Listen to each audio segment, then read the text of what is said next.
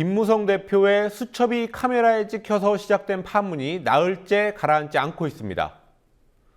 국회의원의 사적인 메모가 언론 카메라에 잡혔던 과거의 여러 사례들과는 비교가 되지 않습니다. 공개적으로가 아니라 커튼 뒤에서 해야 될 말이 많아진 분위기 탓도 큰 것 같습니다. 과거 사례들과 이번 수첩 파동이 어떻게 다른지 짚어보겠습니다. 권현주 PD가 보도합니다. 지난해 10월 국방위 국정감사장에서는 동료 의원을 험담하는 쪽지가 카메라에 포착됐습니다. 송영근 새누리당 의원이 야당 의원을 지목하며 쟤는 뭐든지 뺐다, 이상하게 저기 애들은 다 그래요 라고 적은 메모를 같은 당 의원과 주고받다 걸렸습니다. 스마트폰으로 야한 사진을 보다 망신을 당한 의원들도 있습니다.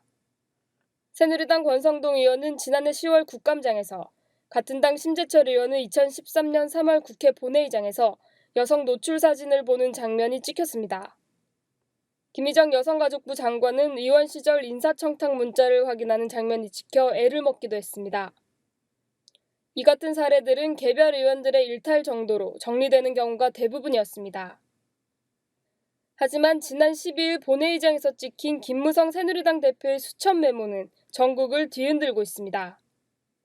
비선실세 국정개입 문건 파동의 배우가 KY라는 메모는 청와대 행정관이 김무성 대표와 유승민 의원을 문건 파동의 배우로 지목했다는 사실을 적어둔 것이었습니다. 그에 따라 김 대표가 이 문제를 키우거나 청와대에 경고를 보내려는 등 의도를 가지고 수첩을 노출했다는 추측이 나왔습니다. 김 대표가 기자석과 5m 정도밖에 안 떨어진 곳에 앉아 있고 사진 기자들의 시선이 늘 본인에게 쏠린다는 걸 모를 리 없기 때문입니다. 김 대표의 휴대전화 메시지가 1년 반 전에도 카메라에 잡힌 적이 있다는 사실도 그 같은 해석을 뒷받침합니다.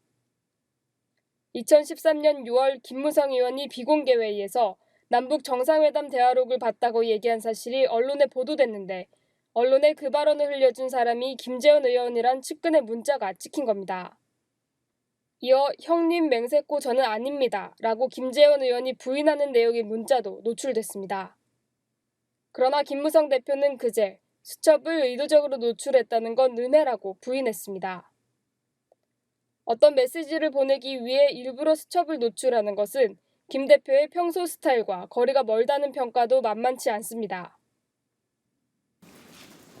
근데 너무 황당한 이야기이기 때문에 신경 쓰지 않고 있었는데 본회의장에서 다른 걸 메모를 찾다가 그게 찍힌 겁니다. 제가 의도적으로 그것을 사진에 찍히기 위해서 그렇게 했다. 이렇게 또 누명을 씌우는 것도 저 참 기가 막힙니다.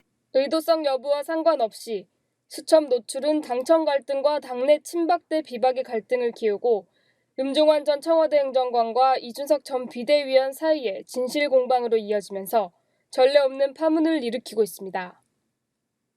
김무성 대표는 어제 이후 이 문제에 대해 입을 완전히 닫았습니다. 오늘은 서울의 한 어린이집을 찾아 보육교사 폭행 사건과 관련된 간담회를 갖기도 했습니다. 그러나 김 대표의 뜻대로 이 문제가 흘러가거나 다른 이슈로 전환될 가능성은 낮다는 전망이 우세합니다. 국민TV 뉴스 권현주입니다.